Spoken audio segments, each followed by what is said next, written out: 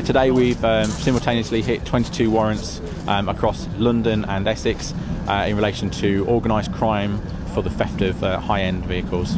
It's been a very big operation. We've had around 450 officers deployed this morning, both from the British Transport Police, the Metropolitan Police, Essex Police and also the National Crime Agency.